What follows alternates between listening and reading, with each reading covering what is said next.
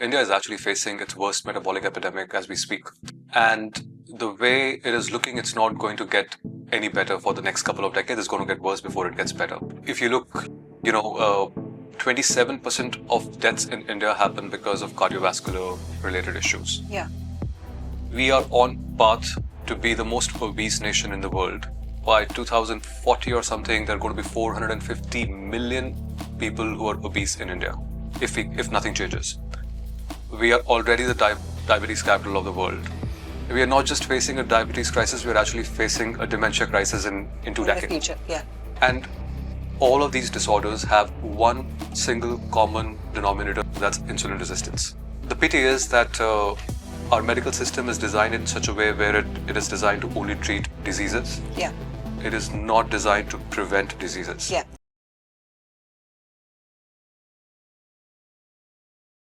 Hi, welcome to the Women Wellness First podcast. Today we have Karan Sarin with us, who is an author of the book The Sick Nation. He has talked at length about how insulin resistance and the metabolic disorders that we are having these days is on a rise in India. It has come out of his personal journey, and this is what we're going to discuss today as to what his findings has been. His social media handle is called Sweet Reactions, and he's famous for testing different types of foods, Indian foods, and continental foods and all kinds of foods on the continuous glucose monitor, which he has always tucked in on his hand.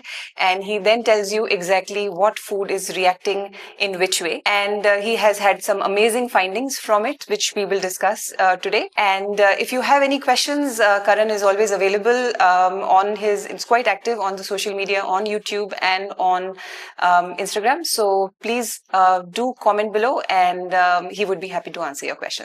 So let's get started. Hi, Karan. Thank you so much for coming to our podcast. We've been in touch through social media. And you got in touch with me when your book was coming out, and you very, very nicely sent it to me from, you were in Germany, I was in India, but you sent it. So that was very nice of you. I had a good read through it, and amazing work, amazing work. And the awareness that you're creating through this book, I hope people understand more about metabolic disorders. They understand what is going wrong fundamentally with our health and why we are sitting on, people call us the diabetes capital of the world. We have the highest problems related to cardiac issues and stuff like that. And all is stemming from, according to you, the metabolism which is going wrong somewhere. So my intention today is to talk to you about your findings, and also to link it back to women health, because, this is a podcast for women health. So I would love to know your take on how that is linked to the women health, and how women can actually understand more about their hormonal imbalance and what might be causing that. Thank you. First of all, thanks for having me. It's a real pleasure. I'm a big fan of your content. Thank you.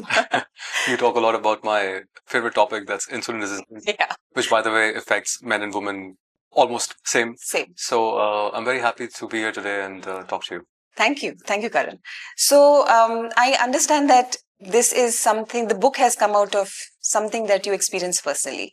I also share the same experience. My infertility journey and my battle with infertility for a very long time brought me here, where I could understand that women health, and, it's not only signing up for IVF straight away, but you can actually, there could be some underlying issues that you can fix, and you can improve your fertility through that. So that is what we do on our channel. So would love to know about what inspired you to be here. Well, my journey was, or my entry into health was not because I was interested in health. It was actually out of fear.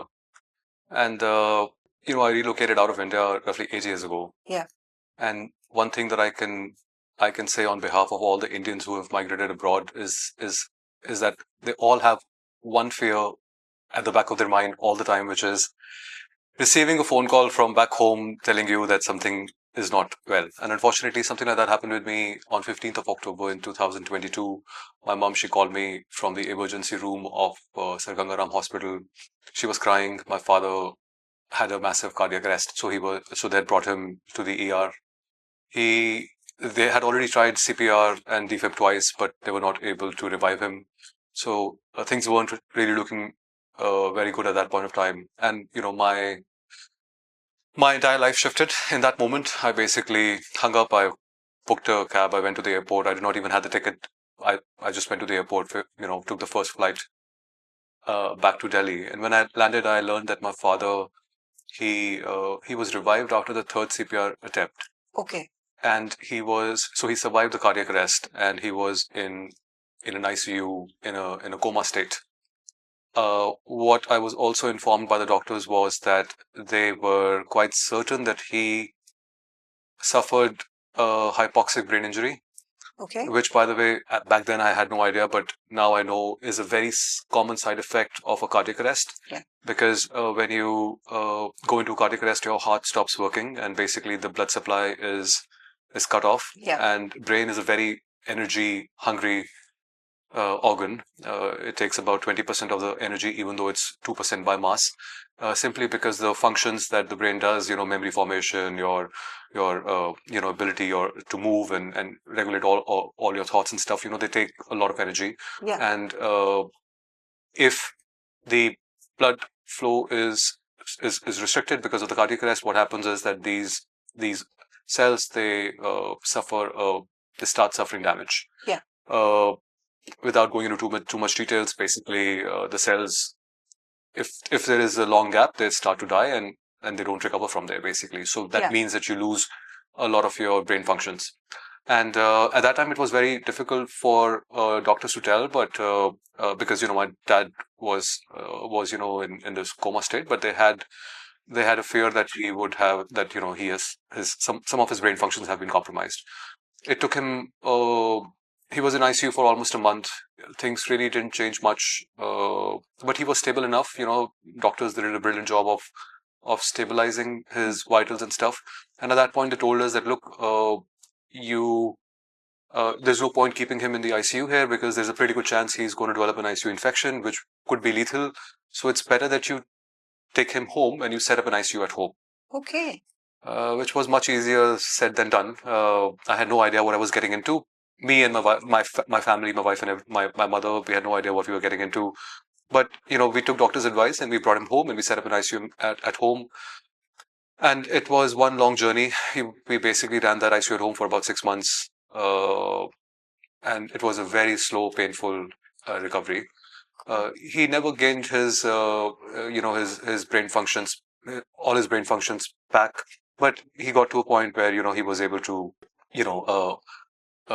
talk and some functions returned, basically. So that is what got me. That is what made me think. I was 40 at that point of time, and until then, I thought that I'm undefeated. So that incident really shook me, and I started deeply thinking about my own health. Yeah.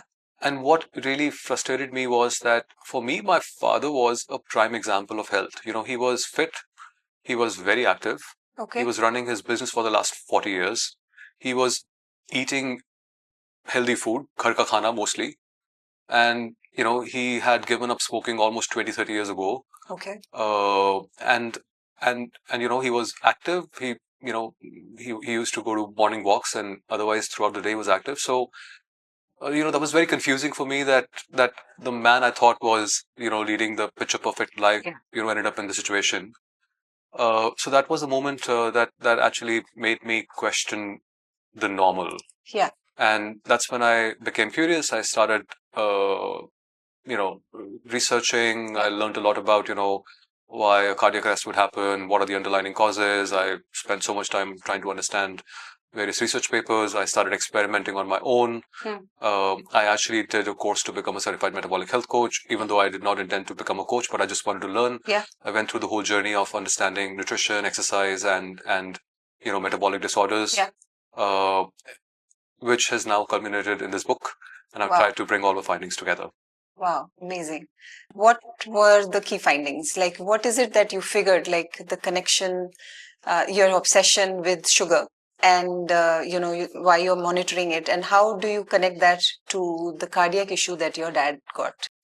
My first realization was that this was not an issue that just affected my family. This is a really big issue. India is actually facing its worst metabolic epidemic as we speak.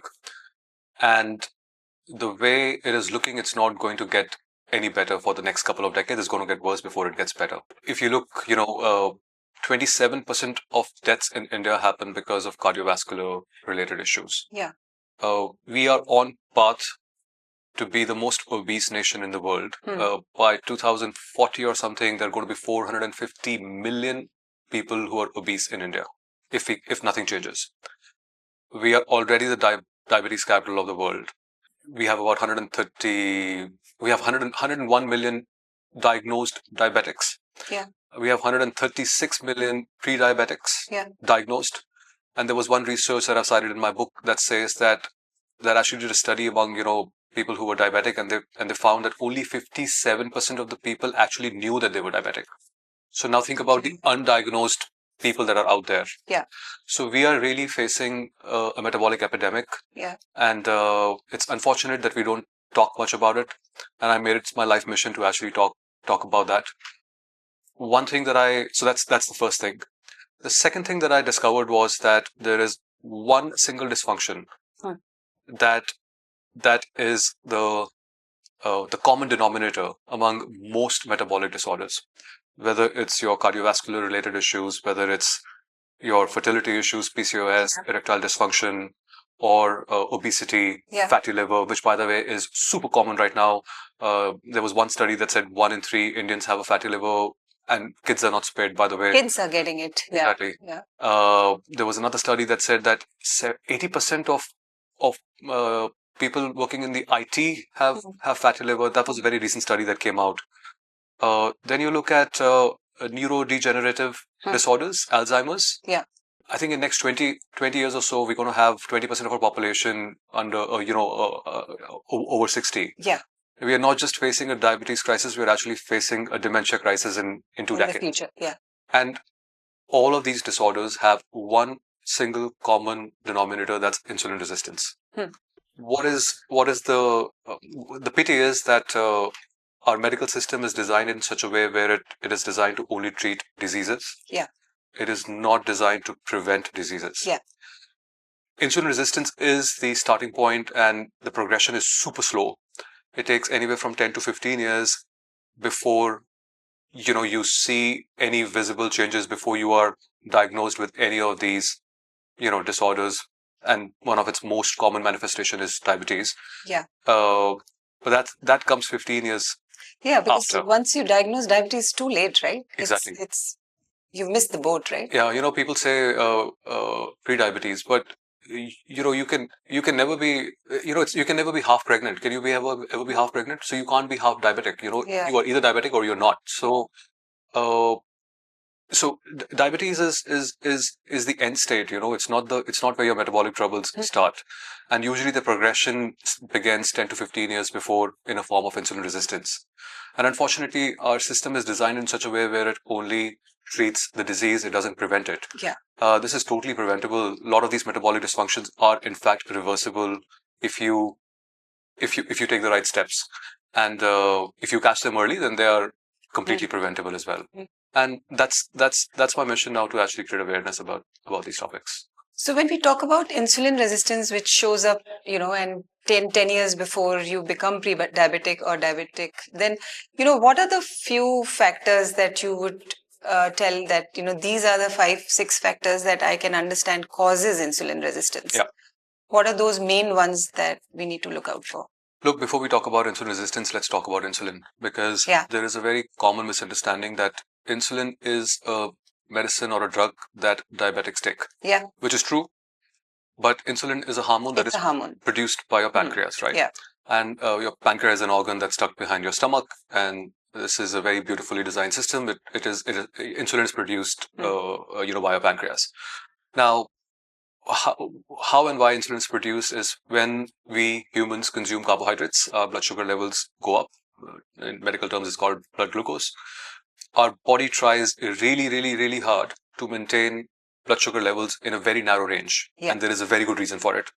If your blood sugar levels go too high, that's actually really bad for you. High blood sugar running in your bloodstream is actually toxic for you. Yeah. And if it goes above a certain level, it can actually cause various nerve damage, eye damage, kidney damage, and your endothelial dysfunction comes in. And if it goes too low, that's also problematic. You can actually get seizures or, coma. So you go into coma. So our body has this very sophisticated homeostasis system, which basically maintains blood sugar levels in a very narrow range. Now, the way it does that is that when we eat carbohydrates, our glucose levels go up. Our pancreas detect that our glucose levels are going up. It would release insulin. And insulin's most famous job is to bring the blood sugar levels down. But the reason I say most famous is because insulin does far more than just managing blood sugar. It is a super hormone that basically touches every single cell in your body.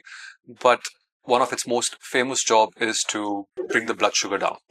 And the way insulin does that is that it would go to your tissues like skeletal muscle or your fat cells, and it will basically tell those tissues to open their doors to consume the glucose that is there in your bloodstream.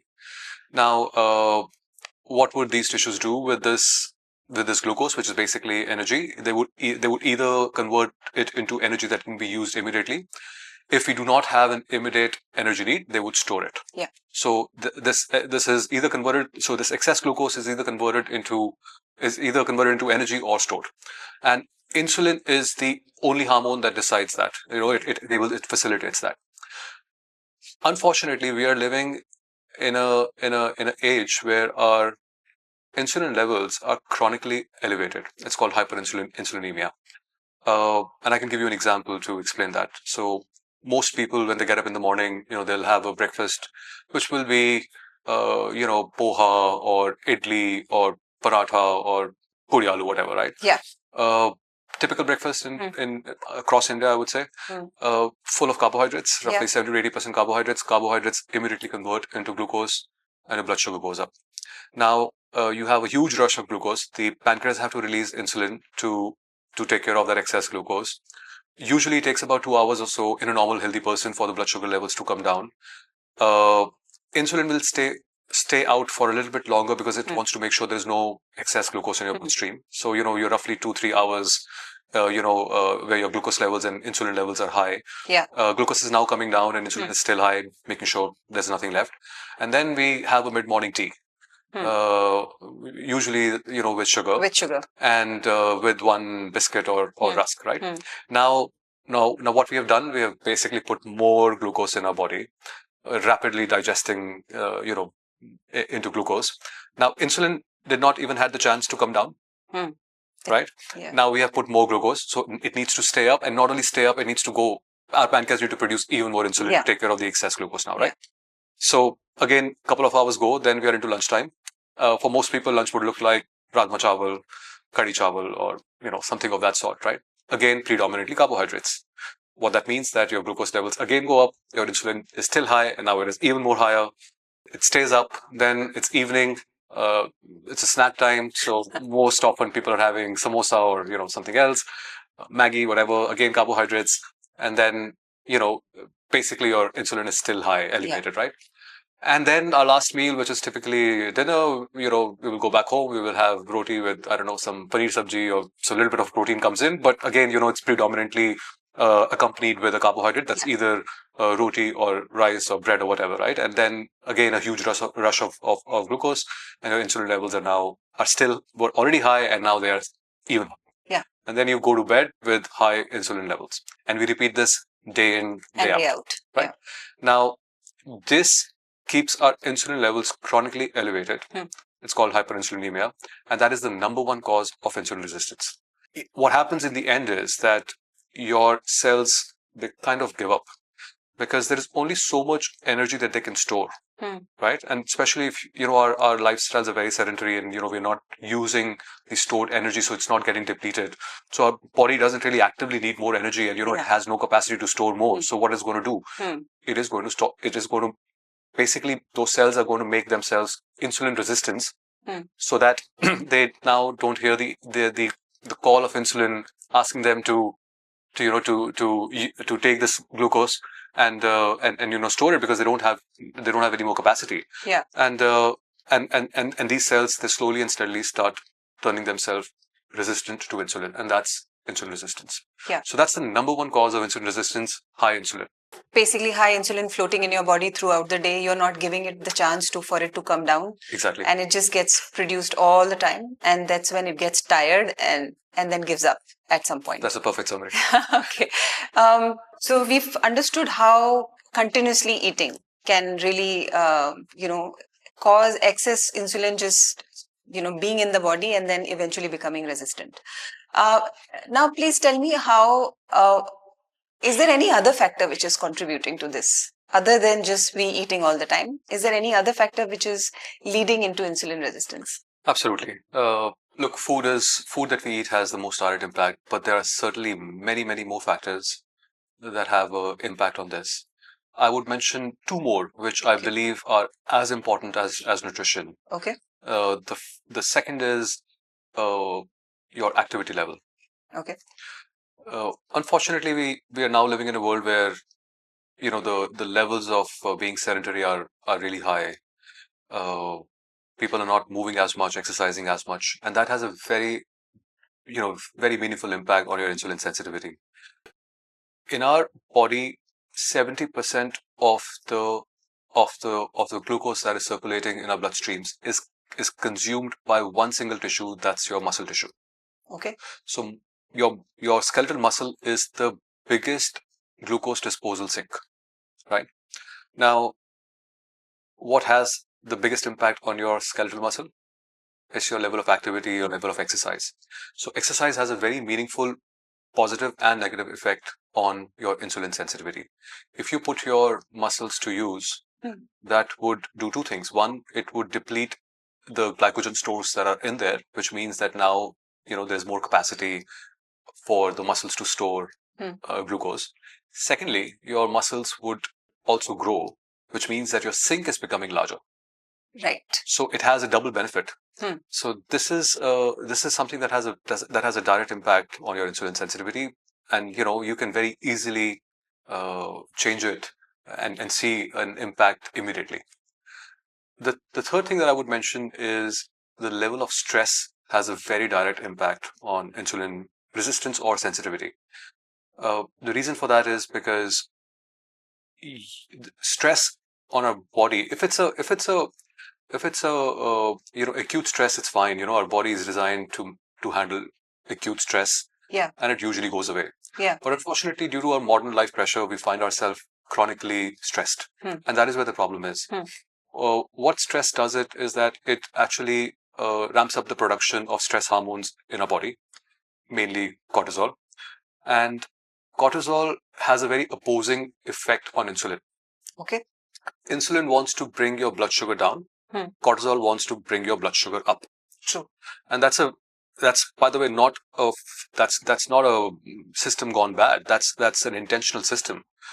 In the olden days, or in the days when, I don't know, centuries ago, when I don't know, if you are facing a lion in front of you, your body needs instant energy to run, and what's going to happen, and you're going to get that energy. Your body will be in stress when you see a lion in front of you, and that's going to release epinephrine, which is again a stress hormone, and that is going to basically tell your tissues to break down glycogen stores and provide glycogen so that you can run. Cortisol also does the same thing. So it's a very beautifully designed system to get you out of stress. But we are not living in an environment where we have a lion in front of us. Now we have office deadlines, and now we have family pressures, and we have stress levels that are there always, and chronic stress, and that's why our cortisol levels are chronically high, and that directly opposes the effect of insulin. So stress would be the third biggest factor that would meaningfully impact your insulin sensitivity. Okay. And so now, can we connect this now to what it leads to? Like over a period of time, if you are insulin resistant, one is that we know that you might become pre-diabetic or diabetic.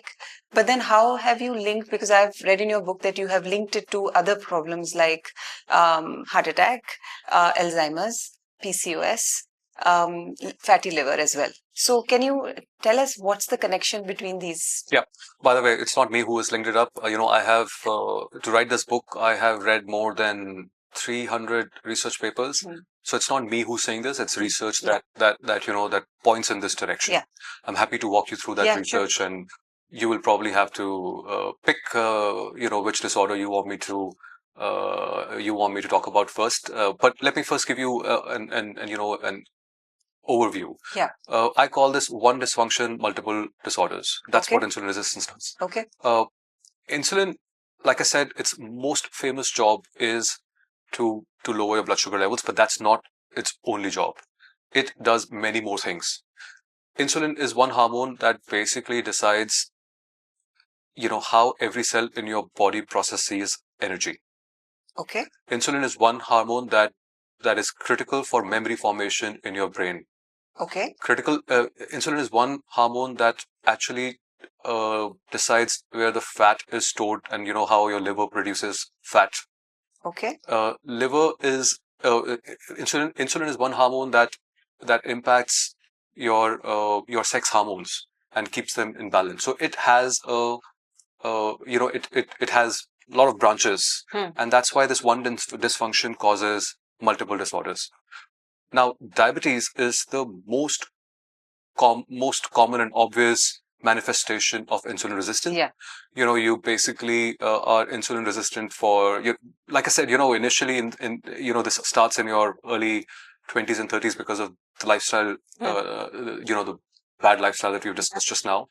And it takes roughly 10 to 15 years of insulin resistance before you are diagnosed as a pre-diabetic or a diabetic. And I'm happy to walk you through that progression. Typically, what would happen is that in the initial phase, your insulin levels are chronically elevated due to all the reasons that we discussed before: stress, lack of activity, and most importantly, nutrition. Right?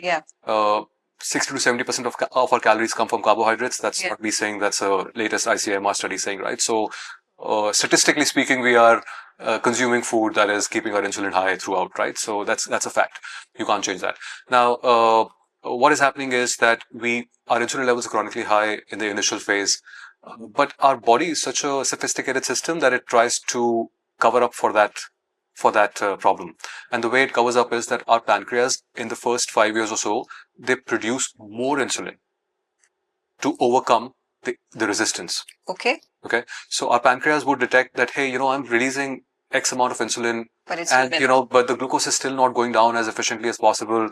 The cells are kind of not, listening to me. So let me turn up the volume. Let me shout even louder and produce more insulin. So now you have even more insulin. Your pancreas, your pancreas are trying to save you, but in the process, they're basically creating this resistance even worse. And this would typically continue for the first 5 to 10 years. So if you go to a lab and do a test at that point of time, your blood glucose levels will be absolutely normal. Your fasting glucose will be within the safe range. Your HbA1c will be perfect. But if you test your fasting insulin, it will be elevated. So for the first 0 to 10 years, you have a state where insulin levels are elevated, but the glucose levels are still managed by the excess insulin that is produced by pancreas. Right? But then roughly after around 10 years or so, and this is not like exact time frame, it varies from person to person. I'm just using it as an example to explain, right? So roughly around 10 years or so, after 10 years or so, your pancreas would basically be exhausted. Your beta cells would get exhausted. It's like, we have worked really hard for the last 10 years, and this is not working. And eventually they would slowly and steadily, your beta cells would start to decline. And that's when, your body or your pancreas will not be able to produce enough insulin to keep up to manage the high glucose. And that's when you will see that your glucose levels will slowly start to go up. So in your around your 10-year mark, you go to your annual checkup, and that's when, your doctor will realize that, oh, your fasting glucose is now 105. And they will tell you that you're pre-diabetic now. But what they did not tell you was that it took you 10 years to get there. And typical advice at that point of time is to, eat less, move more. And unfortunately that does nothing to solve the problem. Now, you go back, you try to do what doctor has said, but, still things are fine. You are fine. There is no physical ailment or anything, so you go on with your life. And then, you come back 5 years later and you get your blood work done. And at that point of time, your blood glucose levels are above 125 and the doctor declares you as a diabetic. So, So insulin resistance, direct manifestation is diabetes. Diabetes. But it doesn't stop there. Yeah. It, like I said, it has research and studies prove that it has a direct impact on your cardiovascular health, on your reproductive health. If you want, we can talk about that because I know your audience would love to hear about that. Yeah. But before I actually talk about reproductive health, let's talk about the scale of the issue. In India, there was research, and I've cited that in my book, that says that 1 in 5 women in the reproductive age now has PCOS. That's roughly 20% of our population, right? Yeah. And by the way, this crisis is only getting younger. 10, 20, 30 years ago, PCOS was seen among women who were in their 30s and 40s. Yeah. And now PCOS is seen among teenage girls. Yeah, I mean, when I started 10 years back, and then PCOS was, one of the things that used to come through, for, assessment and stuff like that. Now the number is, in the last 10 years itself, I would have 30, 35-year-old coming for PCOS. Now I have 18-year-olds, 20-year-olds, 25-year-olds coming with PCOS situation. So, obviously it's accelerated like anything in the last 10 years. Exactly. Like in my very small time of practice, I've seen a big change. And this worries me a lot. I have a teenage daughter. And so this personally, this is something that, personally worries me a lot. Yeah. There's another research I've cited in my book which says that 70% of the PCOS cases are driven because of insulin resistance. Yeah. Now, you probably know this much better than me, but there are various mechanisms through which insulin actually causes PCOS. Yeah. One of the most direct ways is that it promotes the production of androgen, which is basically similar to male testosterone. Yeah. And women with PCOS, they would find themselves with higher amount of testosterone and lower amount of estrogen, which, by the way, is usually not a problem because then you have your HHBG enzyme, which is sex-binding hormone globulin. Yeah. That is an enzyme produced by liver, which basically takes care of the excess hormone by binding it to that hormone and making it inactive. But what insulin also does is that it actually suppresses the production of SHBG enzyme.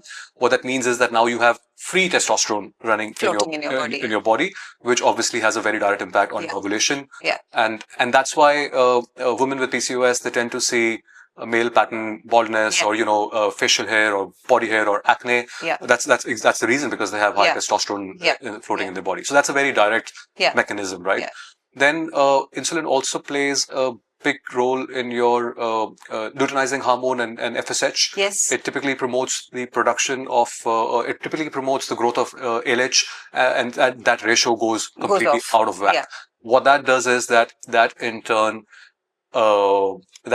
actually makes more androgen. So you now have even more testosterone floating in your body, right?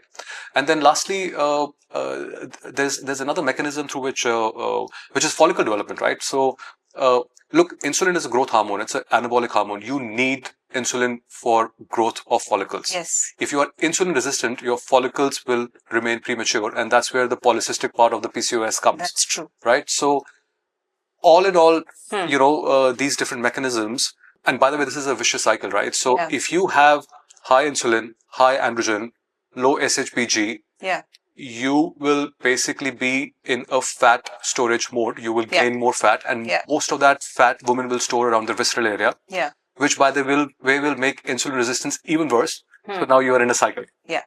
And that's basically the underlying mechanism, right? And it's a self-perpetuating. You've explained it really beautifully. This is exactly what goes wrong, and then you have to basically break that cycle, the vicious cycle that you're getting into. You have to break that cycle. Through, again, like what you're saying, through diet, through exercise, through stress management, sleep, and things like that. So, can I just say one more thing?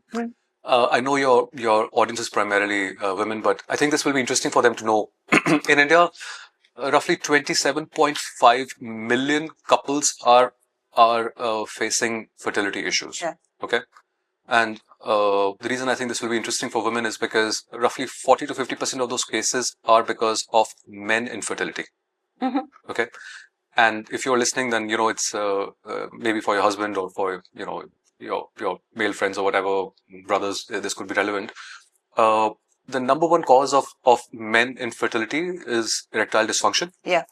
And lo and behold, insulin has a really big role in that dysfunction as well. And the way insulin impacts that, again, it has various multiple mechanisms, but basically high insulin, it promotes through aromatase production, which basically converts your testosterone into estrogen. So that aromatase activity goes up if your insulin levels are too high. And then you find men, essentially, they find themselves in a position where they have low T and they have high estrogen, which is again exactly the opposite of what you want for a good erectile function, right? Yeah. And then there is another mechanism which is very interesting. For a normal erection, you basically need blood flow in the male organ, right? Yeah. And for that blood flow, your blood vessels need to dilate. Your blood vessels are dilated by your endothelial cells, which are lining the blood vessels, right? And insulin has a chokehold on your endothelial cells. It actually it restricts the production of nitric oxide, which dilates the blood vessels. And if your blood vessels don't dilate, you don't get the normal blood flow, and it's very hard to get an erection. Yeah. So this is not just a woman problem. This is equally a men's problem as well. Yeah. Yeah. And in India, we are facing fertility crisis. We spend lakhs of rupees in going to fertility clinics without addressing the most basic fundamental problem. Yeah, the fundamental problem of insulin. If you can address that, then that can really solve a lot of your visits. They can save a lot of money, and also it is emotionally also it takes a toll. The whole IVF process is not easy. It's like it takes you through a lot of emotional turbulence as well. What will happen, how it's going to happen, and unfortunately, the whole process is very mechanical. So you feel very under stress when that all is happening. You wouldn't want to go down that route unless you have addressed your insulin issue. I think that's where you start from. Exactly. And then if that doesn't work 3, 4 months, 6 months, and then maybe the next step should be fertility clinic, because this is also new, right? The IVF, the increase in the number of IVFs that we are going through these days is much higher as compared to 10 years back. Yeah.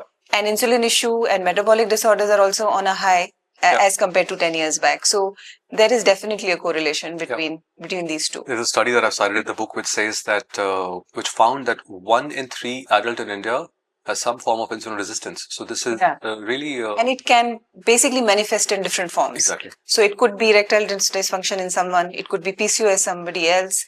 It could be cardiac issue or, any kind of very high lipid profile indicating that, your homocysteine levels are very high, and there could be a cardiac, underlying cardiac issue as well. I mean, so, like I said, it's one dysfunction with multiple disorders. Yeah. Maybe because I know women are always very, particular about their weight. So maybe we can talk about obesity, how it actually impacts that. Like I said, it impacts, pretty much your brain, your heart, your fat, the way you store fat, and so if your insulin levels are high, your body, your fat cells, they basically stop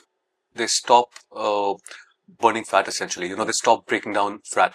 So if the insulin levels are chronically high, there are two mechanisms. One is that you are not breaking the fat that is there in your fat cells.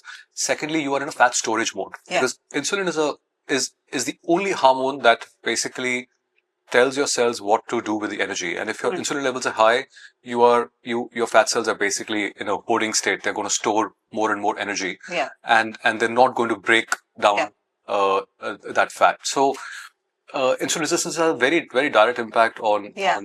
So one thing would be that if average height of a woman is around 5'4", then a good healthy weight would be around somewhere between 55 to 60 kgs. But I see in my practice that most of them are 65, 70 kgs. And would you like to shed some light on how even 5 kilo weight reduction or 10 kilo weight reduction that you can do can have an impact on insulin, how insulin starts to behave? Because most of the parameters do. Because this is one of my personal experiences, that my dad also went through a heart attack sometime back, like in June this year. And he was heavily diabetic. So his insulin levels shot up, the sugar levels went up to 500, and he had a heart attack, cardiac attack. And so obviously we managed that and everything. But then after that, he lost 10 to 15 kilos because he was not eating anything. And, he was basically not wanting to eat anything because he was so weak. So basically he lost 10 to 15 kilos of weight suddenly. What happened after that was quite interesting. So he was off the sugar medication completely. So they took him off because his sugar levels came back to normal. His thyroid medication was stopped because he did not have a thyroid issue after that. Blood pressure medication was taken off because that was not required. Cholesterol lipid profile came down, so then cholesterol medication was not required. So 4 of the main medication that he had been on for last 10 years, they came off because he lost all that weight, 10 to 15 kilos. And which was a revelation that how, if you can work on your weight loss by 5 kilos, then actually that can have a major impact on how your metabolism actually then starts to work for you.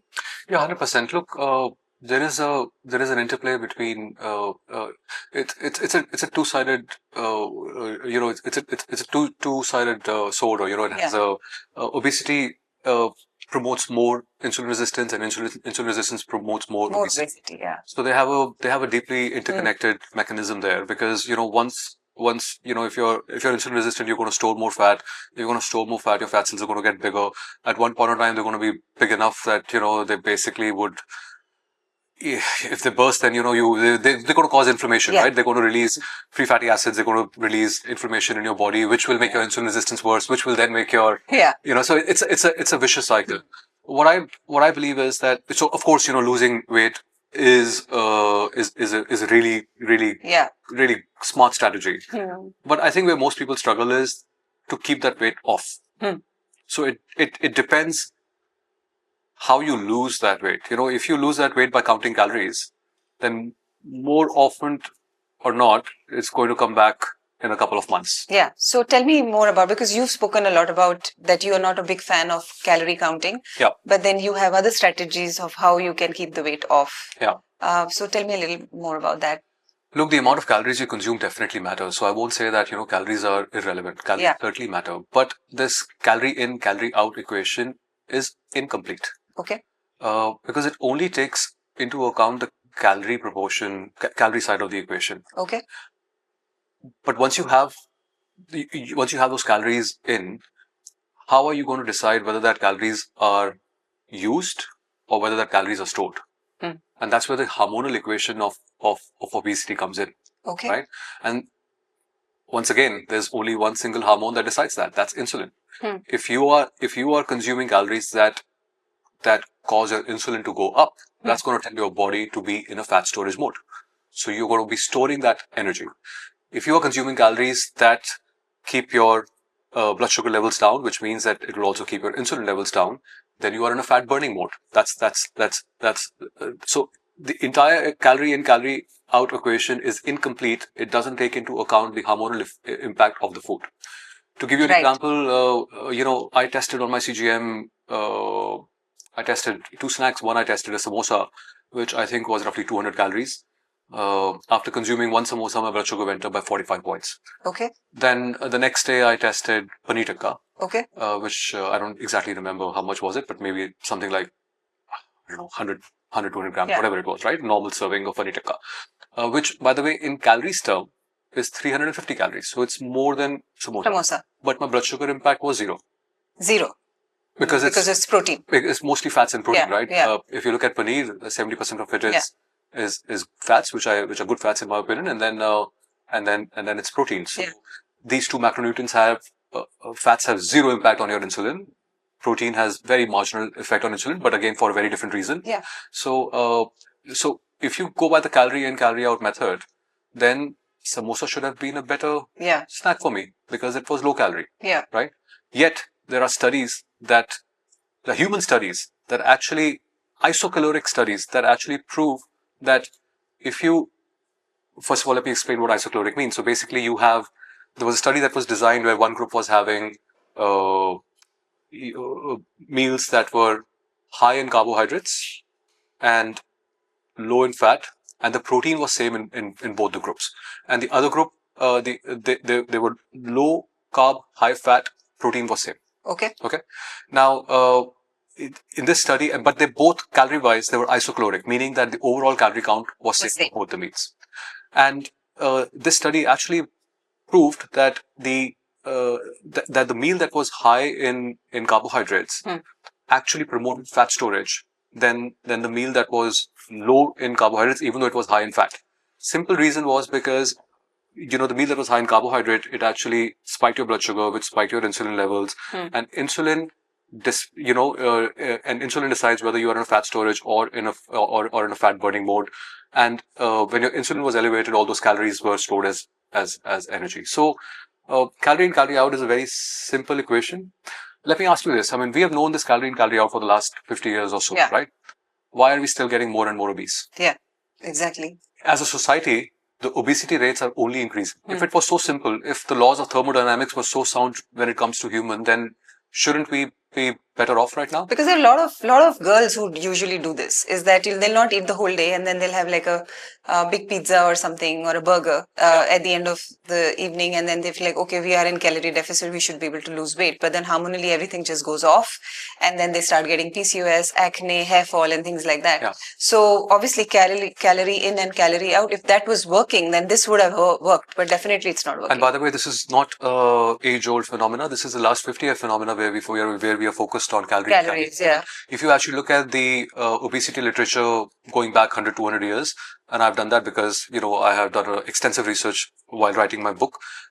Actually, I noticed that, 100 years ago, they were talking about the hormonal model of obesity. They were not talking about calorie in, calorie out. Calorie in, calorie out has picked up in the last 3-4 decades, I would say. And look where we are, where it has landed us, right? Yeah. We are more obese, we are more unhealthy, metabolic disorders are only increasing. If nothing is done, I think like I said before, by 2030 or I think 2040 or 2050, India will have 450 million obese people. Yeah. That's so calorie in, calorie out is certainly not working. Yeah. And again, I'm stressing, I'm not saying that calories don't matter, but they are secondary to the hormonal effect of the food. Yes, 100%. I completely agree on that. So also you have talked about this in your book, that even thin-looking people can have insulin resistance. And this is what we have seen with lean PCOS as well. The girls are like quite lean. There is no weight issue. But then they have PCOS and they have high insulin issue. So, which is something that you have highlighted in your book a lot, that, and it has to do with the Indian gene. Yeah. Yeah. So please explain that as well to our audience. Yeah. Look, there are multiple research studies around this, and this phenomena is known by various different names, but ultimately it means the same thing. You can call it TOFI, which is thin outside, fat inside. You can look at, thrifty genomes. You can look at Dr. Chittaranjan Yajnik, very well accomplished doctor. He came up he came up with this Indian thin fat phenotype. But in essence, they all say the same thing, which is that you can be thin from outside, but you can still store dangerous visceral fat inside, and that's what we Asians and Indians in particular tend to do. The way we store fat is very different from someone who's, let's say, from Europe or a Caucasian. We tend to store fat in our visceral area, which is around and in our organs, also called ectopic fat, which is in your organs. We tend to store fat around these regions. And whereas if you look at the Caucasian population, they tend to store fat subcutaneously. Okay. Storing fat subcutaneously is much, much healthier. Because that's something that you can use for energy. Storing fat around your visceral area or in your organs is extremely unhealthy. It causes various problems. It basically is more inflammatory. It's highly toxic, right? Exactly. So we Indians, unfortunately, when we gain fat, we tend to store it, in this unhealthy region, which is around the organs or inside the organ.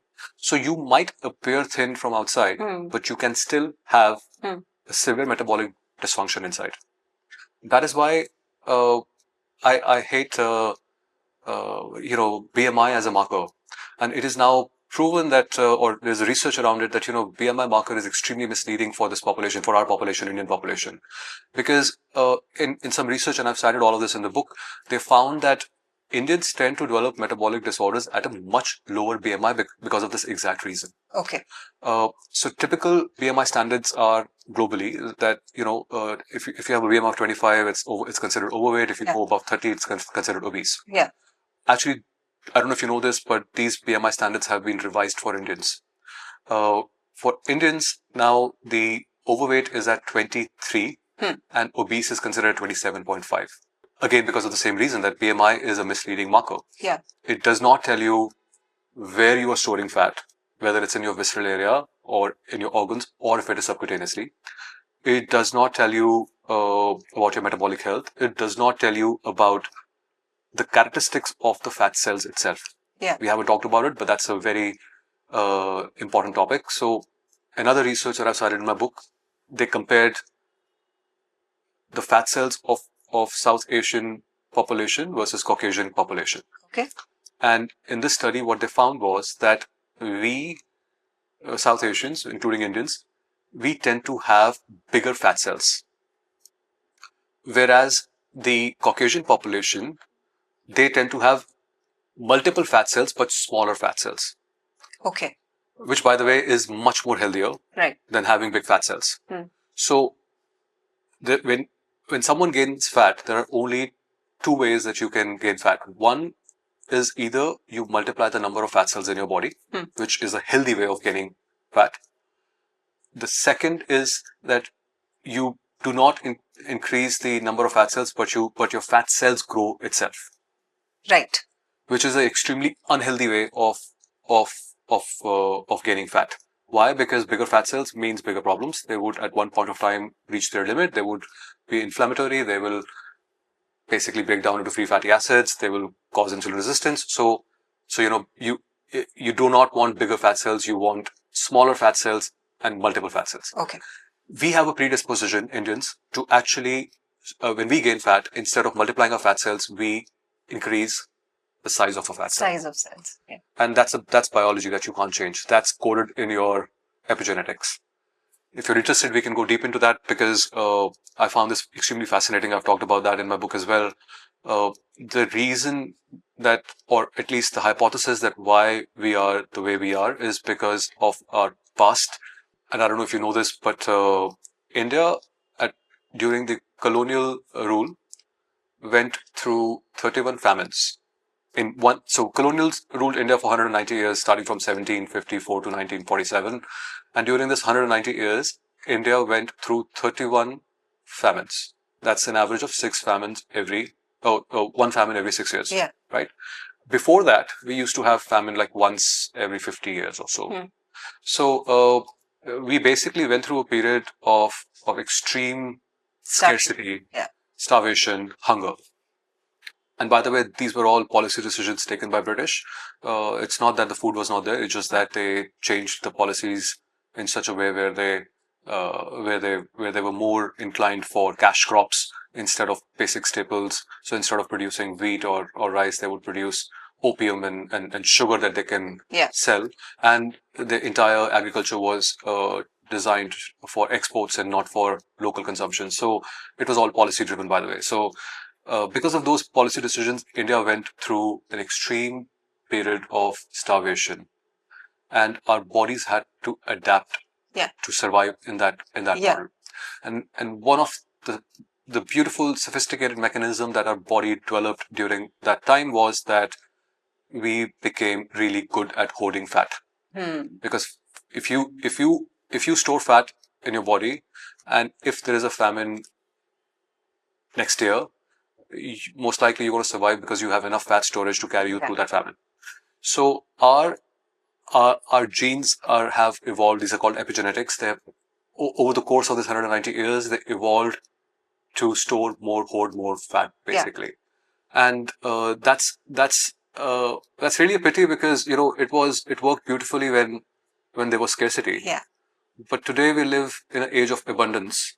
So our bodies are designed for scarcity, but we find ourselves in abundance where we are eating 6 meals a day, and 3 of those meals are being ordered on our phone and they're being delivered to our home in 10 minutes. Yeah. So so there is a biological mismatch, and that's why we tend to be more unhealthy because of the way we store fat. Because of the predisposition that we have. Yeah. Okay, so now this brings me to the point of, like, you also have the same genetic, predisposition, and you have been working on your triglyceride levels and your insulin levels and stuff like that, and you also have been obsessively monitoring and recording everything on your social media about what you're eating and what your glucose spike is looking like. So please share some the revelations, like what is it that has come out of this activity, like what are your main findings from this, because this is your personal research. Yeah. And what are the aha moments that you got, and what are the hacks that you can share with us? Okay, do this and this will minimize your spike. Yeah, I'm happy to get into hacks because I've tested so many foods on my CGM that I think yeah, so I'm happy to get into it. But before I get there, can I just say that look, I might have sound very pessimist up until now, but I want to assure you that it's not all doom and gloom. Yeah. I like to say that your genetics, they load the gun, but your lifestyle is what pulls the trigger. Yeah. So you still have a lot in your control. Yeah. First of all, you need to acknowledge that there is this problem, and if you acknowledge that, and if you're open to adapting your lifestyle, then you can basically reverse such conditions very easily. Yeah. So genetics, it is what it is. We can't change that. They just simply load the gun, but you can unload the gun with your lifestyle choices. Yeah. And also the fact that you said that it is reversible is very reassuring, because a lot of people get very worried that once they have diabetes, it's irreversible. You can't reverse it. You have to live with the medicine throughout your life. There's a reason for that, right? Because if you look at the conventional way of treating these disorders, you are basically conventional doctors would tell you that diabetes is irreversible. Well, the reason they say that is because they treat that condition with medicines. Yeah.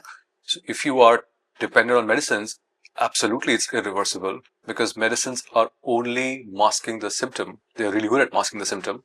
You are not addressing the underlying cause. So, of course, they will say that it's irreversible. Reversing these conditions require a lot of effort, they require a lot of dedication, but it's totally doable. It will certainly not happen through medicines. It will only happen through your lifestyle changes. Yeah. Yeah. That's very, very important point to raise over here, because people get very disheartened when they get a PCOS diagnosis, or when now their numbers are shooting up in terms of their diabetes, and they're like, okay, now we are gone. Like, we probably will have to go to the doctor, and doctor will have to give us a medicine, which will then control this problem. But it is in our hand. Lifestyle plays a huge role, and if we correct that, then we can see changes very quickly.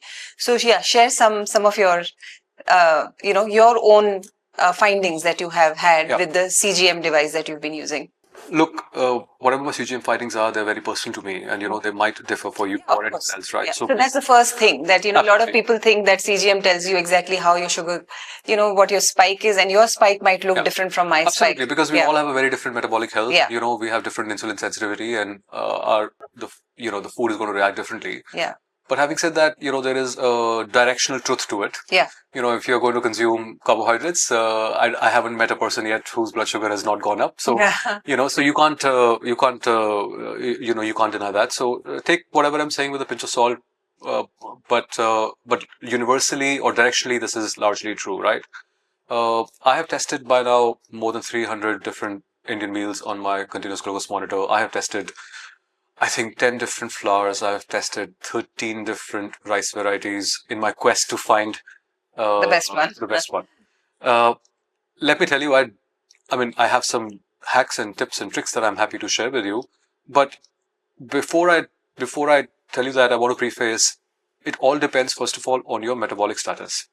If you find yourself with the metabolic syndrome, whether it's or a metabolic dysfunction like PCOS or anything, the hacks are going to help you, but I think it'll be better if you actually make a more meaningful change. There is a study that I've cited in my book which actually shows that a low carbohydrate diet, low carb, high fat, high protein diet actually reversed PCOS in women.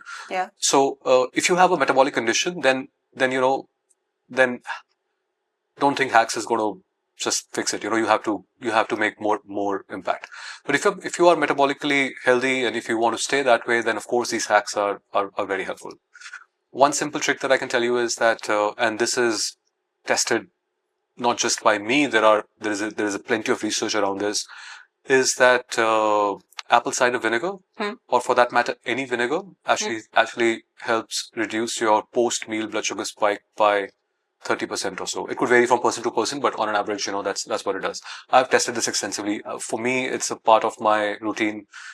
My most carbohydrate rich meal, and I usually only have one meal in a day, which includes carbohydrate, but I always take apple cider vinegar or vinegar and before it. And by the way, I have no commercial interest. I have no brand that sells ACV or anything.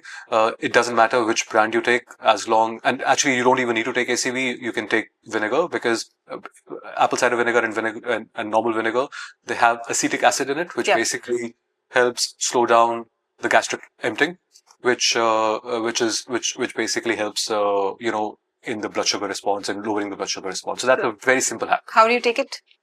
How do you take it? Okay, so you take 1 tablespoon of apple cider vinegar in a glass of water, 200 ml water, and you ideally take it 20 to 30 minutes before your meal. Before your meal. Okay. Before your meal. Okay. You can take it after your meal as well. Okay. And I've tested all of these permutation combinations. The best results come when you take it before your meal, 20 to 30 minutes before your meal. Okay. So 1 tablespoon apple cider vinegar in a glass of water, 200 ml. If you're worried about your teeth, then just use straw. Yeah. It's an excellent hack. Apple cider vinegar, anything works. Okay. Amazing. Yeah. Amazing. Yeah. People ask me if lemon juice will work. Lemon juice doesn't have acetic acid, it has citric acid. Yeah. So I personally haven't seen any benefit of lemon juice on blood sugar control. Okay. Stuff that contains acetic acid, which is typically vinegar or apple cider vinegar, tends to work better. Okay. Okay. Any other hacks from the plate? Like, how do you plate it? Is there any particular way of what should go on the plate? For it to give you full benefits as well as nourishment, nutrition, and less of a glucose spike? Yeah. Look, there are 3 major macronutrients, or there are 3 macronutrients: carbohydrates, fats, and protein. Yeah. Okay. Let's start with the one that is most insulinogenic, and that's basically carbohydrates, right? Carbohydrates is one food group that would spike your blood sugar a lot, which means that your body will need to produce a lot of insulin to get rid of that blood sugar. Then you have protein, which is insulinogenic, but in a very different way. It doesn't impact your blood sugar levels at all, but it would raise a little bit of an insulin, and that varies from person to person. But that's a very, that's for your muscles to grow, so that your muscles can actually consume that protein. It's a very different mechanism from carbohydrates. So proteins are basically pretty safe. And then you have fats, which do not raise your blood sugar, which do not raise your insulin at all. And unfortunately, we find ourselves in a world where we fear the fats the most. And I'm happy to go into the details, but that fear is misfounded. The fear of saturated fats, the fear of fats in general is, and there is research around this now. The latest research would tell you that there was a lot of industry influence, and there was a lot of misinformation that led us to believe that fats are bad. Of course, there are various types of fat. You can focus on, it's ideal that you have good fats. So, but to come back, these are 3 macronutrients. Now, if you look, and I cited this ICMR study today, which said that roughly 60 to 70% of our calories are coming from carbohydrates. Unfortunately, that's carbohydrates being insulinogenic is also the only food group that is deemed non-essential. Okay. Your body needs 0 carbohydrates. Your body is fully capable of producing glucose on its own. It does not need you to consume carbohydrates. Okay. Yet 60 to 70% of our calories come from carbohydrates, which is really pitiful in my opinion. Yeah. I'm not here to say that don't consume carbohydrates, and especially I know with women it's far more complicated with your cycle, and I think there are certain stages in your cycle that does require you to consume more carbohydrates. So I'm not demonizing carbohydrates. I'm simply stating that 70% of our calories in aggregate are coming from one macronutrient that is considered non-essential. Right. That doesn't need to be like that. Right. So to come back to your question about the plating, look, ideally your plate should the smallest portion should be carbohydrates. Right. Anything that grows on this earth is carbohydrate. Vegetables, fruits, grains, all of this is considered carbohydrates. So ideally in your plate, your carbohydrate is like 25% of your plate, or even less if you're someone like me.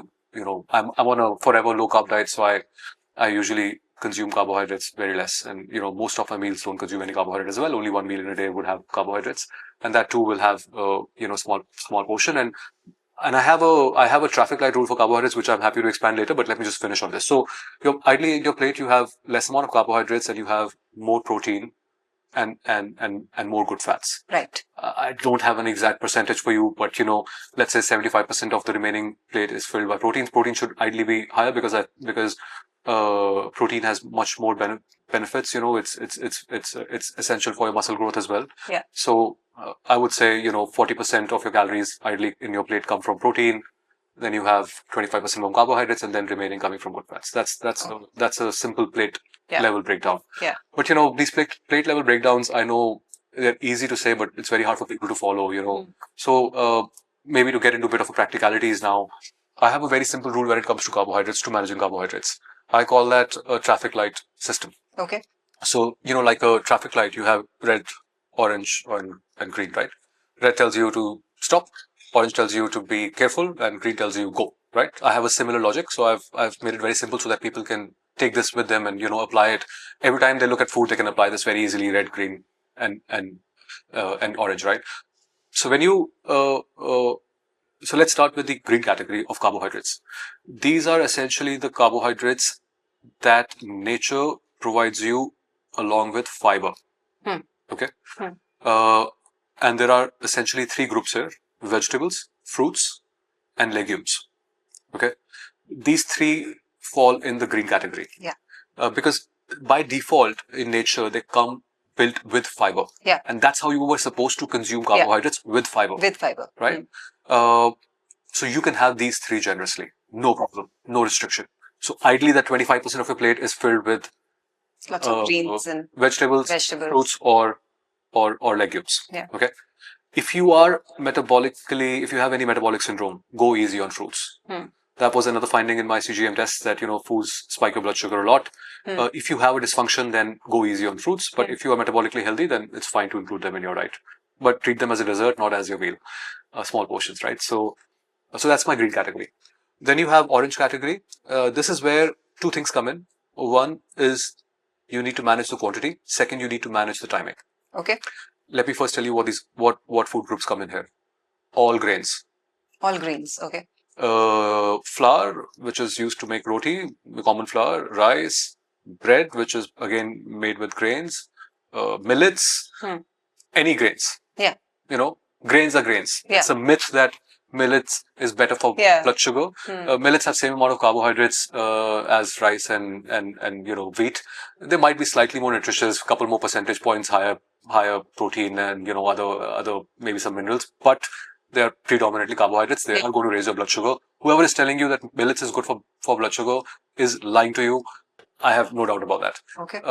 So all the grains come in this orange category. Now, I said two things to manage them. One, you need to be careful about the quantity. So ideally, have less of these grains. So instead of having 2 or 3 chapatis, maybe just have 1 chapati. Instead of having too much rice, maybe have a small portion of rice. Avoid commercial bread as much as you can. Yeah. If you want to have bread, then go for sourdough, original sourdough, not the commercial sourdough which is made with commercial yeast. Yeah. And millets, same, apply portion control essentially. So quantity matters. Yeah. Second thing, timing matters. If you can have this orange group of carbohydrates closer to an activity, that will have a profound impact. Okay. So for example, if you go to the gym, then try to have your meals that are rich in carbohydrate closer to that, within like a 2-hour window before or after your gym. Let's say you are someone who doesn't go to the gym, which is majority of the population. Can you at least do a 20-minute walk after consuming a meal that contains these grains? That's a very simple thing, right? So that's the orange category. And then I have red category, which is a no-go area, which is basically all the ultra-processed carbohydrates. These are basically is, I mean, it's a long list. I can go on: biscuits, chips, rusk, whatever, right?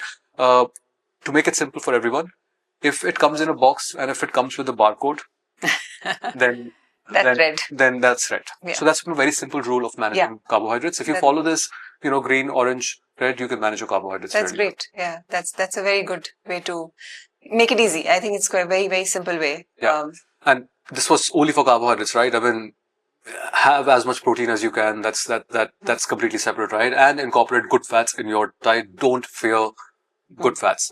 Your body has, two fuel systems.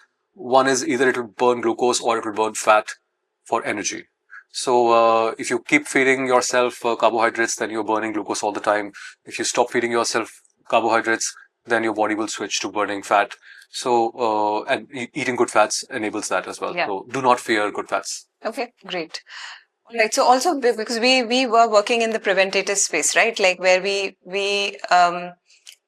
educate our people to not get to the point where they become, pre-diabetic or diabetic. So, so tell me what are the tests that you can get done? If you're in your 20s, 25, and you are fearing PCOS or hormonal issues and you're putting on weight suddenly, and there is no reason to explain that, what are the basic tests that you can get done? So is fasting sugar, you said, might not be the clear indicator. So what are those tests which are very, very essential to get done? If you go back to the example that I gave you earlier, this progression to diabetes take anywhere from 10 to 15 years. During the first 10 years, your glucose levels are completely normal. Yeah. Right? So if you are measuring your glucose and if you're thinking you are safe, then you are lying to yourself. Yeah. I'm not saying blood sugar levels don't matter, but they are a late indicator. They tell you that the disease has taken hold. If you want to be preventative, then blood glucose is not going to tell you that. Yeah. To come back to your question, I will make it super easy for your audience. There are blood tests that you can do, but actually, let me make it even more easier. There are some clinical markers. Okay. That, I mean, I can look at a person, I can easily tell if that person is insulin resistant or not. Okay. And you can do the same. You can do this, or you can apply on yourself, and you can also apply in your family and to others. So let's start with the clinical markers first, and then we get to the blood markers. Sure. There are various clinical markers. The simplest and easiest one, and which has and there is a sound research behind it, is if you remember, I mentioned that insulin is a growth hormone. Yeah. Right? It promotes growth. And that's what it does with your skin cells as well. So people with insulin resistance, you will find that they would have skin tags. These are like small little speed bumps that often show up around our neck or groin or areas where the skin would rub against each other. These are like small little tags. Pink color, yeah. They're very pink. Yes, and so that's basically excessive skin growth. And that is a direct result of elevated levels of insulin in your body. Some people will not have, or some people might have both, but some people will not show skin tags, but they will show darkening of the skin around the neck area. Yeah. And it's like, it looks like it's dirty, but it's actually not dirty. You can't wash it off. Yeah. And it's like velvety black patch, usually around the neck area, but it could also be at the other parts of your body. And that's again a sign of insulin resistance. Very easy. You can look at someone. If you find skin tags, if you find, discoloration of that skin patches, you can easily tell that person has some level of insulin resistance. And typically it's quite high because it has now come to your skin. So, you've been insulin resistant for a while now, basically.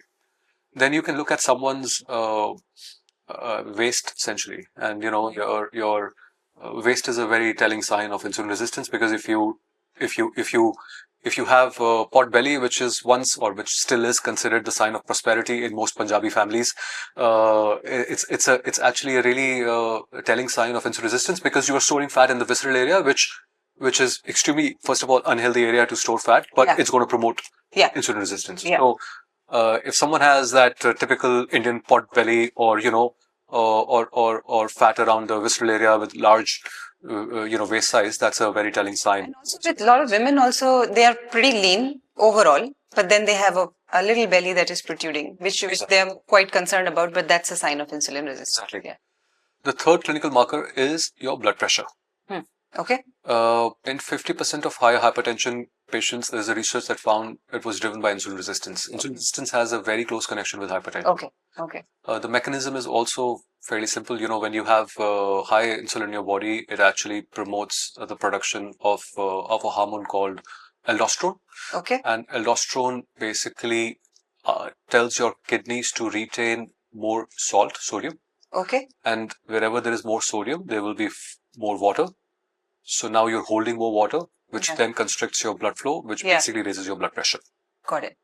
So if you have elevated blood pressure, there is a pretty good chance that you could have insulin resistance. So that's another clinical marker.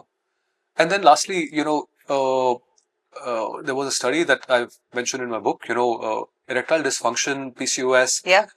That's a direct manifestation of insulin resistance. And if you have any of these conditions, then most likely or not, you are insulin resistant. Yeah.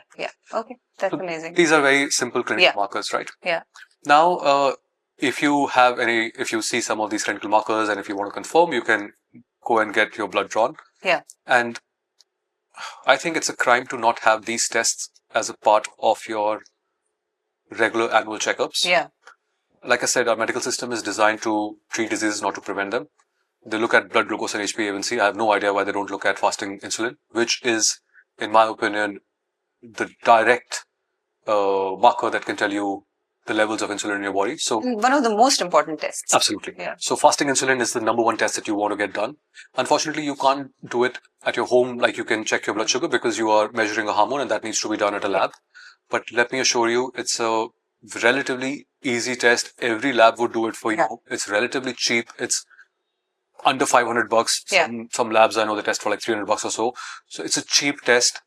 It is a marker that will predict of your future health. Yeah. Get it done. Yeah.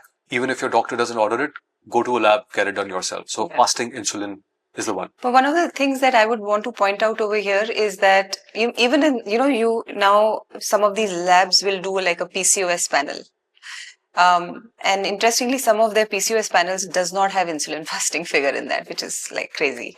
The other thing is that when you look at the clinical range of insulin fasting, how much it should be, it's actually quite high. Oh, I will come to that. I'm glad that you brought it up. So please tell me about that. I think that's the second crime that the medical system does. So if you get your insulin test done in India, they would tell you that the normal range goes up to 25. Yeah. 25 is anything above 25. Let me tell you, if your insulin levels are anywhere close to 25, you have deep insulin resistance. Yeah. It is, you are so severely insulin resistant that, it's not normal at all. Now, ideally, you want your fasting insulin to be below 5. Yeah. That's the optimal level of insulin, fasting insulin levels. 5 to 7 is considered good. 7 to 10 is considered early resistance, and 10 and above is insulin resistance. Yeah.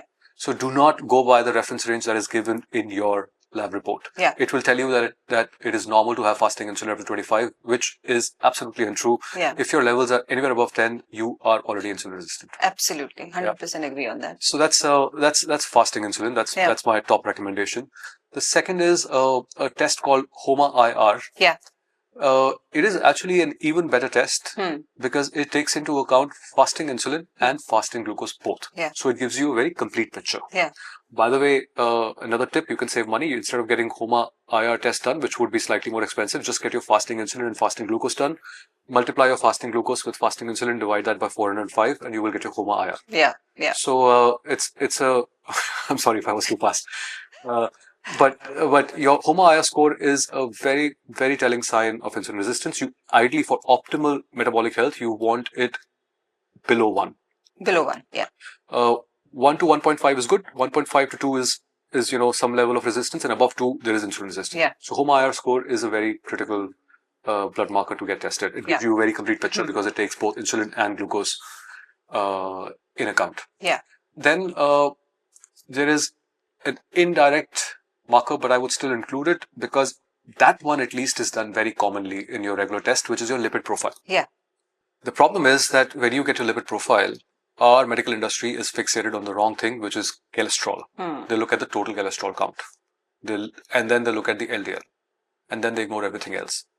And they put you on statins. Exactly. And in fact, they should be doing opposite. When you get your lipid panel done, what matters is not total cholesterol count. What matters is your triglycerides number and your HDL number. Yeah. Ideally, you want your triglycerides to be as low as possible and you want your HDL to be as high as possible. And the best way to know this is you can, very simple, you can do this yourself. You can find your triglycerides to HDL ratio. Basically, you take a triglyceride number, you divide that by your HDL, you will get a ratio. Again, for optimal metabolic health, you want that number below 1. 1 to 1.5 is okay, 1.5 and above early resistance, and above 2, if that ratio is above 2, then you definitely have insulin resistance. So, triglycerides to HDL ratio would be my last recommendation for a blood test. Okay, amazing. Thank you for that. And lastly, the protocol that you have given in the book. It's called the 3 Rock protocol. It's called the Big Rock principle.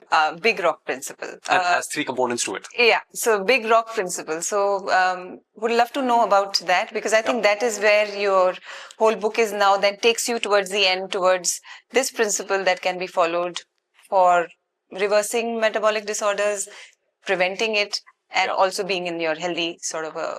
Yeah. Look, I've done extensive research, not just to diagnose the problem and what led us here, but I've also done a lot of extensive research on how potentially we could fix this problem. And like I said, you're not going to fix it by medicines. The only way to improve your metabolic health is through your lifestyle changes. And in my book, I describe Big Rock's principle, which is not my principle. I've taken the inspiration from the time management technique, which is called Big Rock's principle. Okay. Basically, let me explain that very simply. So imagine that you have a glass jar, and then you have big rocks, you have small rocks, pebbles, and then you have sand. And you are to place these big rocks, small rocks, and sand into the glass jar. Big rocks represent your most important tasks, pebbles represent your small tasks, not so important, and sand represents miscellaneous tasks, not important at all. Okay. Now, if you were to fill that jar, if you fill that jar with sand and pebbles first, there will be no space left for big rocks to be placed. So basically, you will do all the unnecessary stuff and not do your most important job. Instead, the Big Rock principle says that you place the big rocks inside the jar first. Okay. Then you have taken care of your most important tasks, and then the sand and the small rock can very easily naturally settle around these big rocks. Okay. So that's the Big Rock philosophy, and I have taken the inspiration from that philosophy for metabolic health. Okay. There are multiple things that you can do to improve your metabolic health, and there's a long list, but there are 3 big rocks when it comes to your metabolic health. And it's not you're not going to win any prizes for guessing, because I've been giving the hints throughout this chat. Those 3 big rocks will have the most meaningful impact on your metabolic health. 80% of your metabolic health will come from here. The first one is nutrition, no surprise. Second one is your movement, activity, exercise. And third one is managing your sleep and stress. Okay. So if you get these 3 right, I'm not saying you don't need to take care of other smaller things, but if you get these 3 right, you will get the maximum bang out of your buck. So 80-20 principles, you'll get the 80% benefit from these 3. Exactly. So that's the first of all, that's the approach to improving your metabolic health. Now, I'm happy to walk you through them one by one. Nutrition, we've already extensively talked about it. I have a very simple rule when it comes to nutrition. Control your carbohydrates. They're most insulinogenic and, have a direct impact. Also, they are non-essential nutrient. And unfortunately, we eat mostly of one macronutrient that's non-essential. So control your carbohydrates. Do not fear fats, especially good fats. Incorporate good fats in your diet. And prioritize protein. So if you follow these 3 rules, then your nutrition will largely be taken care of. If you have any questions, I'm happy to take them later about all these 3 very specifically. But that's largely how you can take care of your nutrition. Okay. Then the second big rock is activity. Like I said, your muscles are they take up 70% of floating glucose in your body. They have a huge impact on your metabolic health. They have multiple other benefits as well, other than controlling your blood sugar. They, psychologically they're good, and they uplift your mood, if you work out and stuff like that. So they have multiple benefits, right? Yeah. But that's my second big rock. And if there is one thing that which I think everyone can do, whether you are a 60-year-old or you are a 20-year-old, that can universally be applied. And if that's one thing that if you want to take away from this conversation, is that do a 20-minute walk after every meal. That's the table stakes. Everyone can do it. Someone, a 20-year-old can do it, and a 60-year-old also can do it, right? So there is no excuse not to do this. And I've tested this extensively on my CGM. I've tested 2 meals, same meal, exactly the same meal. I remember it was, chapati, 2 chapatis with, I think some sabji, paneer sabji or something like that. And usually, rotis give me a massive blood sugar spike. Okay. That's my personal relation with roti. And typically my blood sugar levels would go with 2 rotis, in like 150, 160 range. Okay. But they come down, but they go up, right? And so one night I tested, I had that meal, and after that meal, I basically sat on my couch and watched Netflix, and I saw my blood sugar levels go up. The next day, I repeated the exact same meal, exact same quantity, nothing changed. But I decided to go out for a walk, and my blood sugar levels went up to like 135 or so. So there was a meaningful impact. It was like roughly 20% less blood sugar spike, just by doing a simple walk. Yeah. So if there is one thing that you want to take away, and you're like, hey, activity, exercise is not for me, I think this is the least that you can do. Yeah. Take a 20-minute walk after your meals, especially if your meals contain protein, rice, bread, or any other carbohydrates, right? Now that's base level. But now let's say you want to reverse your metabolic condition, you want to be at the optimal health. Yeah.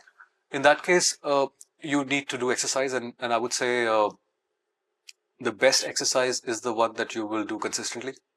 So pick whatever is your favorite exercise, whether it's aerobic, whether it's strength training, whatever it is, just do something, because they will, whatever exercise you do, it will have a profound impact on your metabolic health. However, the research points that strength training is far more superior when it comes to your metabolic health. I'm not saying aerobic, or I'm not saying cardio is not good. That's not at all what I'm saying. But you will get more bang out of every minute that you spend exercising. You will get more bang out of that buck if you are lifting weights, or if you are doing resistance training, even with body weights for that matter. Simple logic.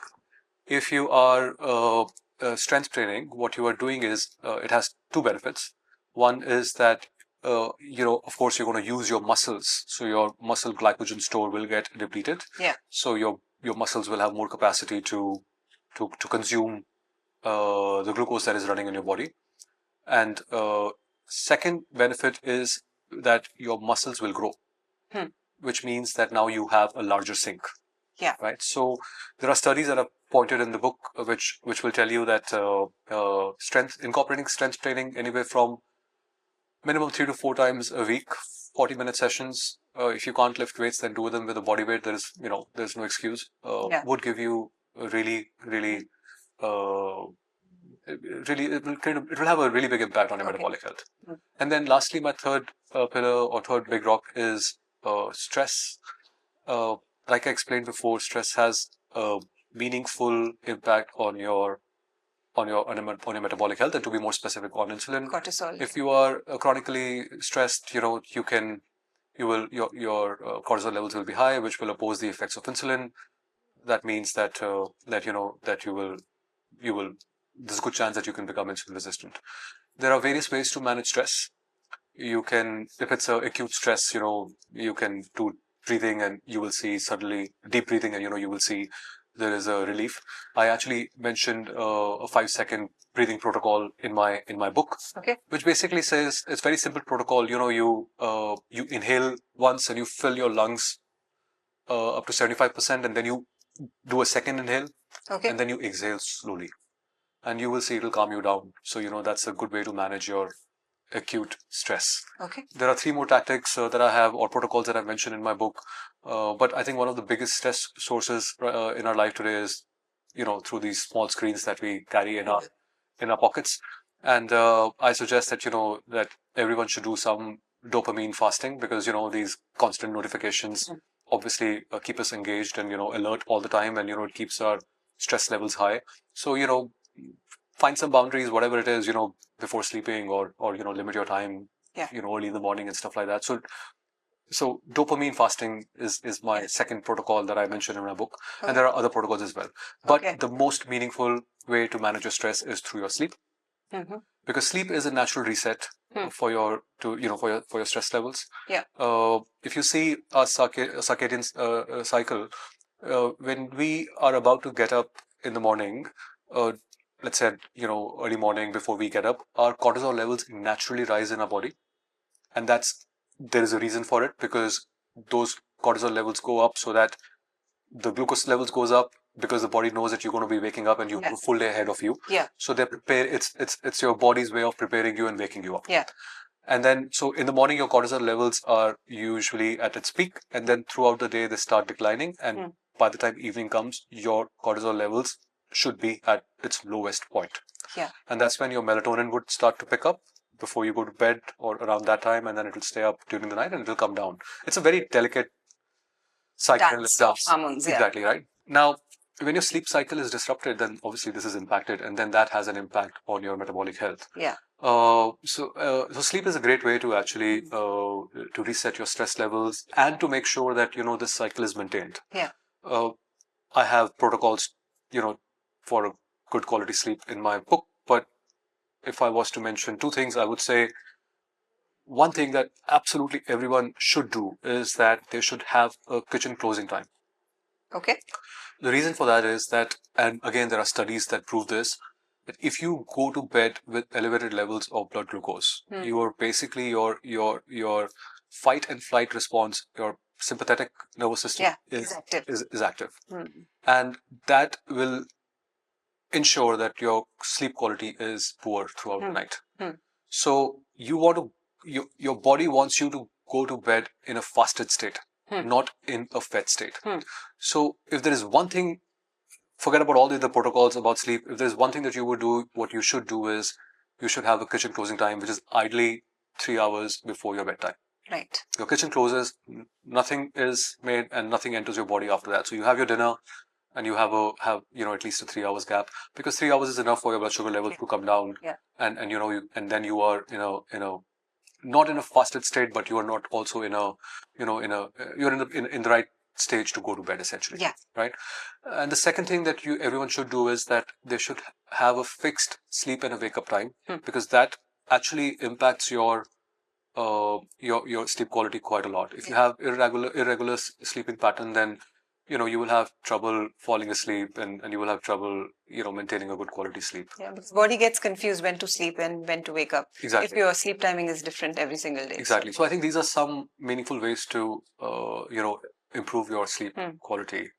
And all in all, I think these three big rocks, your nutrition, your exercise activity level, and managing your sleep and stress, will give you 80% of the metabolic benefits that you can ask for.